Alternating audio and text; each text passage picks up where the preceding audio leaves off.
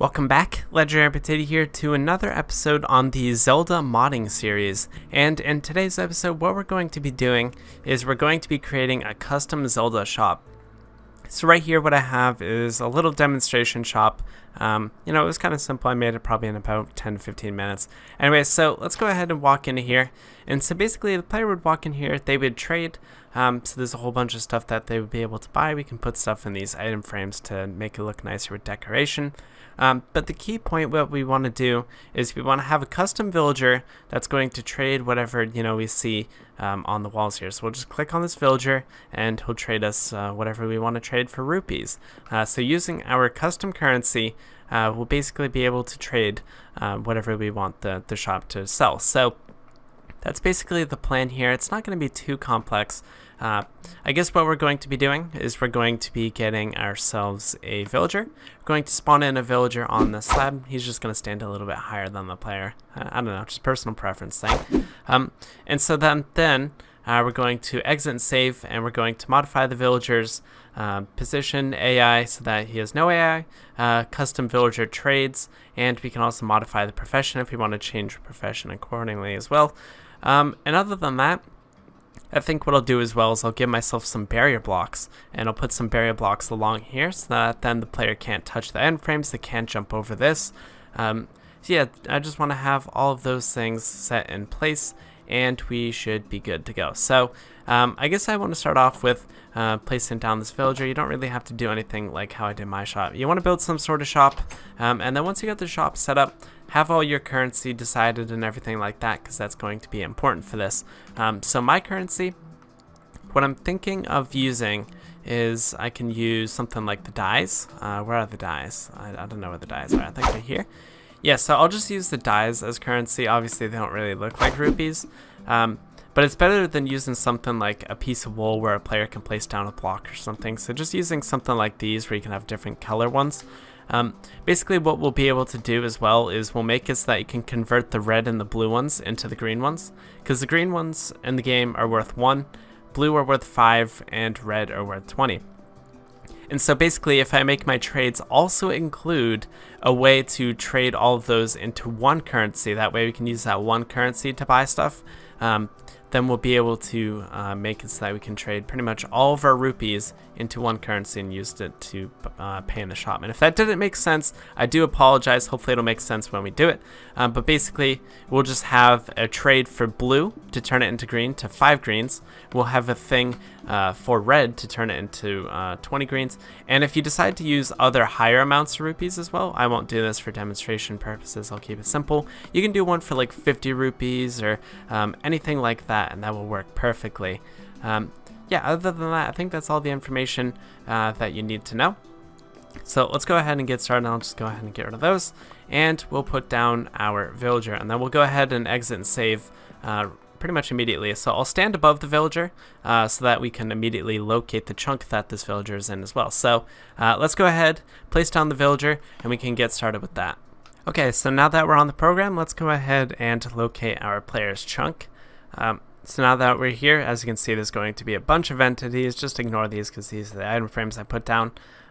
We want to come down to this villager, and so the villager we spawned was actually a nitwit, which is actually not what we want. So let's go ahead and change the villager's profession. And so basically what we can do is change it to anything that would make sense to me. I'll just go ahead and change it to a Fletcher. It really doesn't matter too much what it is, but I'm happy with that guy. So we'll go ahead and save that. So now we'll be able to modify his trades, but let's go to entity properties first. So first thing, we want no AI. This guy won't walk around at all, which is perfect. Never despawn. Can't pick up loot. I'll disable that so he doesn't pick up your stuff, which he only picks up a certain handful of things anyway.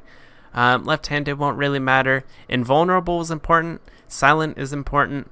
Ignore gravity would be a good thing to add as well. So turn on these 3, turn on these 2, and you should be good to go. So next what I'll do is I'll just type in shop. So it'll just say shop when you click on them. So name visible, I'll just turn that off. Otherwise that'll make it, I believe it'll always make it visible, which we don't always want that. So here we got our position. So basically he's just kind of lined up with these coordinates. He's a little bit off. So it's kind of a little bit weird to look at, but Basically, I believe if we just kind of round these down, he might be closer to the middle. Actually, if we put it to 0.5, then hopefully it'll be closer to being in the middle of the block, because it is kind of a little bit to the side. So we'll go ahead and try that and see how that looks. Of course, we can come back and modify the villager if we need to.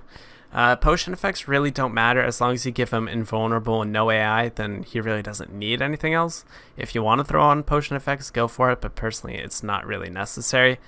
Armor and hand drops, don't need them because you won't be able to kill him. We already did villager career, so now we can come over to our villager trades, and we'll disable villager generates trades before anything else.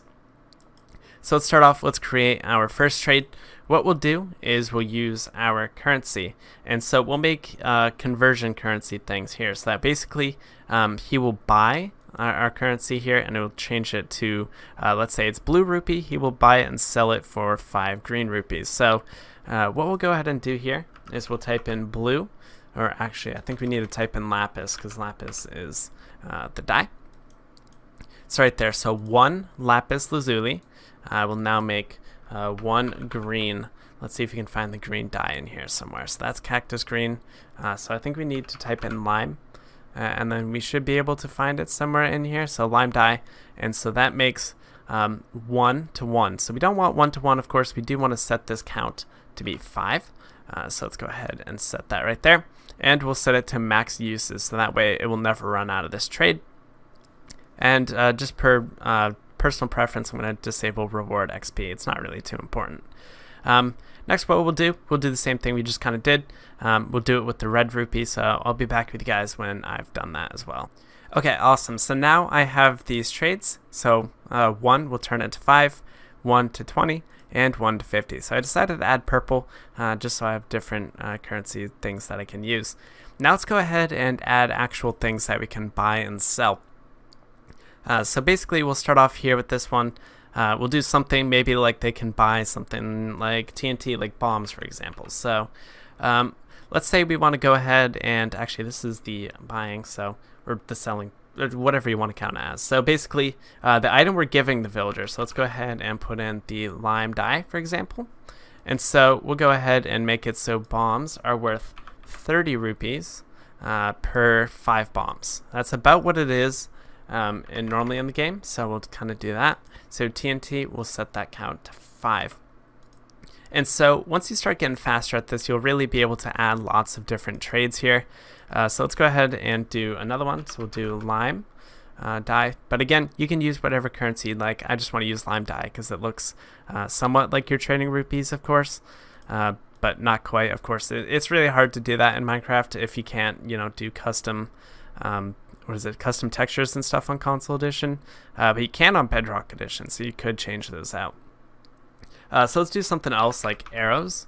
So let's say you want to buy some arrows, so we'll make it so that you can get 10 arrows, and we'll make that so that 10 arrows is worth something like 20 rupees. So we'll go ahead and set that. So 20 rupees, you get 10 arrows. And so we can kind of just continue this on and on. So I'll go ahead and add a whole bunch more trades, just doing what I was doing before. Just make the prices however you want using the green rupees, and I'll be back with you. So let's say you want to do something like make a custom potion. So let's say this guy for 50 rupees will sell some sort of potion. What we'll go ahead and do is we'll exit the quick mod, and we'll go into his offers, recipes, and we'll find the trade where we just made him sell the potion here. So right here, we can go ahead and add custom potion effect. So let's say I want to make this instant health. Let's say I want to make it instant health 4. Duration, I don't really know how duration works on instant health, so maybe we could do something like regeneration instead, and that would make it a little bit better. And so this is, of course, in game ticks instead of actual seconds. So basically, 20 game ticks is equivalent to 1 second. So if I wanted to make this, let's say 10 seconds, I would set this to 200. And so that would basically instantly heal you up nice and easily. You can also disable show particles because those can be a little bit annoying. So this potion is pretty OP, like amplifier 4 for 10 seconds. Yeah, you're going to be healed up pretty quickly there. So we'll go ahead and make that potion. And so theoretically, we should now have a custom potion.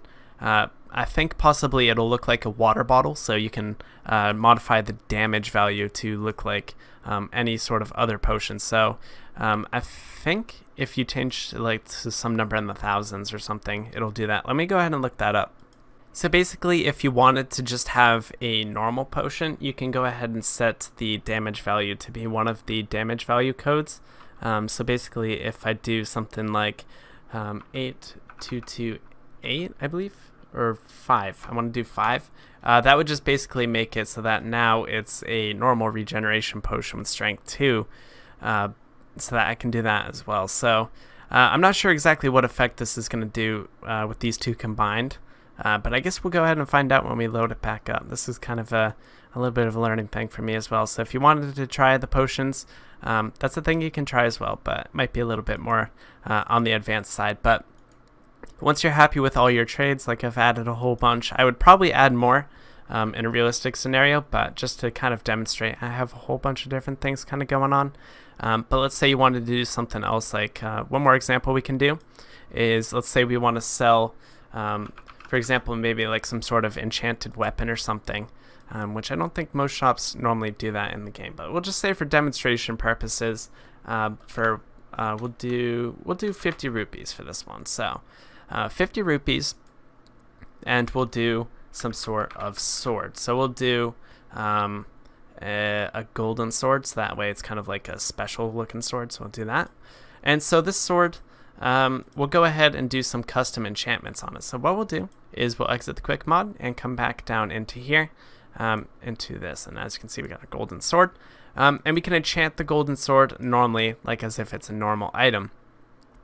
So let's say this sword doesn't last a very long time, but it does a lot of damage. Let's say we do this thing. So it is, let's see, where's sharpness at? Let's find sharpness on here.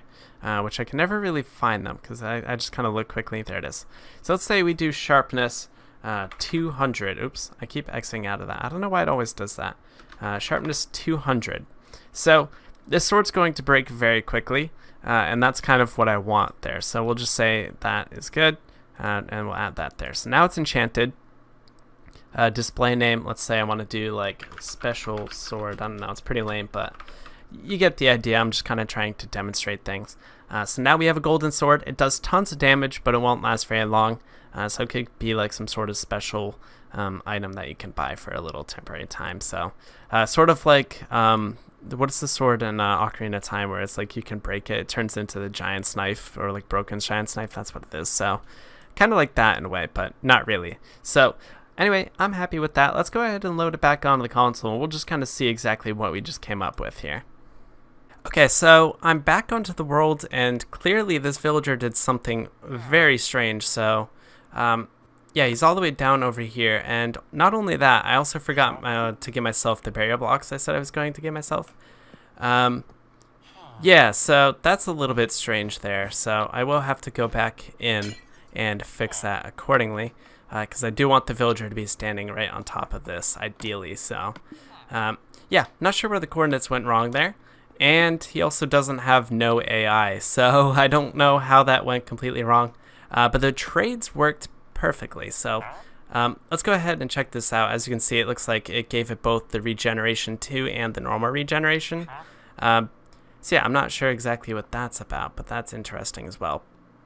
So yeah, basically we have conversions. So let me give myself some lime dye, which I wouldn't really recommend that you change it into the name, because if you don't like rename it on this, which would take quite a while to do individually, then you're gonna have kind of weird like things where it's like it says lime dye and then other times it says rupees. So you could go and individually change it so that it says rupees for each of them, which I guess I could show you guys if I remember. But anyway, let's go ahead and do that. So lapis, I can trade the lapis and I'll turn it into green. Rose red turns it into the green, and purple dye as well. So got tons of rupees now, which is always great. So I can go ahead and buy some of this. TNT is very expensive, so we got some arrows, got some of that. So let's go ahead and give ourselves a potion as well. We'll check out this potion here. So yeah, it looks like what it's going to do is it gave us a normal regeneration, just regeneration 1. It looks like, at least it doesn't show regeneration 4. I don't know, kind of interesting, but that's at least the results that I got there. So what we need to do is bring this villager back onto here and see exactly why that didn't work the way I expected it would. Okay, so just a little progress update. What I basically did is I fixed it. So first thing I did wrong is when I went to entity properties, I didn't click the check, so that didn't save the properties that I changed. I updated the position, so now the position matches the coordinates as opposed to whatever they were before. So now that should be good. I changed the regeneration thing for the potion effect. Actually, I think I gave it to the villager. Did I just give it to the villager? I think I might have. I'm not sure what that's about, or it's just there. I think from previously. Yeah, I'm not worried about it. Villager trades look good. Everything should be okay now. So yeah, anyway, I think we're all good. I also did one last thing, is that I changed his rotation right here. I changed it to 0, 0, so now he's looking facing south, which is the direction outside the shop, so he's looking towards the door. But if you want to change your rotation so he's looking a different direction towards the player, like facing west now, it tells you which direction he's facing, which is awesome. So I want mine to face south. I changed it to 0, 0. If I want to change it to north, just set this to 180, and you're pretty much all good. So I'm going to set this to 0. And I can also change this if I want him to look down just a little bit. So say if I set it to something like that, or I don't know what the rotation is. I think if I set it like that, yeah, he's looking down. So if you set it to like just a few degrees looking down like this, then yeah, it might look like he's looking slightly lower. So we'll go ahead and try that and see how that looks. But yeah, other than that, I think we're all good. So let's go ahead and load it back onto Xbox. I also did one other thing. I gave myself the barrier, so I can go ahead and put those in as well. Where's my inventory? So yeah, I put the barrier blocks in my inventory, so everything's good there as well. So I think I fixed all the problems that were there before. So yeah, let's go ahead and take another look and see what we did. Awesome. So now that we're back on the world, as you can see, we now have our villager. It looks like he's looking slightly down as well. That's perfect. So we got the villager. He's standing right where we want him, and we also got his custom trades. Everything should be all good there. So if I go ahead in here, you can see everything. Perfect. Okay, so yeah, I did modify it. Everything looks fine to me. So yeah, one last thing I want to do is the barrier blocks. So what I'll just go ahead and do is I'll place the barrier blocks somewhat like that, and I'll kind of let's see, is there a, what is that inside of him? What was that about? I think there's there's a baby villager in there. That's interesting. I must have accidentally spawned 2 villagers, which is kind of weird. I didn't even know that was a thing I did. But yeah, so we should be all good there. Let's kind of take a look. So you can jump through here just a little bit, but I do want you to be able to easily trade with this guy, because if you like look at him, then you might, you know, hit this and you won't be able to look. So other than that, it should be okay. And you can't jump up on the counter now that I just went and did that, which is kind of nice. So I guess a little decoration thing I'll do, I'll throw an ender pearl so I can get through here, is we can basically put the things on the walls. So let's say I made him sell TNT, for example, so we'll go ahead and put that in there. Arrows, I made him trade arrows and like potions and stuff like that. There was a golden apple. So you can just kind of throw these in these shelves here, and so you can kind of see exactly what this guy trades without having to open his trades, which is kind of a nice little detail, I think. What else did I do? I did a golden sword and a potion. So I'll give myself a regeneration potion. So right there and there. So of course, if I added more trades, then I could add more to the decoration, but that's basically what I have in this shop here. So I can just go ahead and do that. And so now it's kind of a nice looking thing. If these barrier blocks disappear, you'll be able to see what a cool looking shop this is. This is a very nice, cool modded shop here, and it's very simple too. Of course, you could be even more advanced if you wanted to do something with like dropped items or something, for example. You could put like dropped items on here and modify like their pickup time and like their despawn time if you really wanted to, but that's super advanced and complicated, and honestly, I think item frames are just simpler and look better in this case anyway. So yeah, I don't know, personal preference, it's always the thing you can do as well. I think other than that, that is everything for the shop here. And so you can repeat this for how many ever shops you want, of course. Really no limitation other than your villagers, but I'm pretty sure you can spawn in more villagers through UME if you ever hit the limit anyway, but you should be okay. I think you gotta have like more than like 50 shops for that to happen, and that's quite a lot to make anyway. Yeah, so that'll be about it for today's video. Sorry for the mistakes I made, but sometimes modding mistakes happen. I wasn't going to cut them out and pretend I didn't make the mistakes. I showed you guys how I fixed the mistakes and what I did, so in case you guys did the same thing I did, you can see exactly how I did that, of course. If you guys have any questions, comments, or concerns about this mod, go ahead and let me know down in the comments section below. If there's a way I could have done it better, you can let me know as well. But I think this is a nice looking shop. I think it's pretty cool. Personally, at least, I think it's pretty nice. But you can let me know if you've made a better shop before, what you've did with your shop, anything like that. But I'll see you guys in the next video. Have a good one, guys, and peace out. Hey, don't go yet. I want to quickly tell you guys about the brand new Universal Minecraft Editor course made by the mod tool creator himself, OPrizeLP. Check this out. If you're looking to learn everything there is to know about console modding, this is a huge opportunity. With this course, you can learn everything there is to know about console modding. This course includes over 45 detailed and in-depth videos about modding with the Universal Minecraft Editor, that by the end of it you'll be a modding professional. As well as that, it includes 4 quizzes and an advanced modding demonstration using a custom slime dungeon map that will teach you insane applications of mods you'll learn throughout the course. The course is designed to explain every detail modding from extreme basics to complex mods, so that even someone who has never modded before in their life can still follow this course. And plus, you get a no-risk 30-day money-back guarantee with no questions asked. Click the link at the top of the description and you can get the course and try it for yourself. Thank you for watching, and I hope I'll get to see you become the next big modder and map maker in the Minecraft community. Have a good one, guys. See you next time.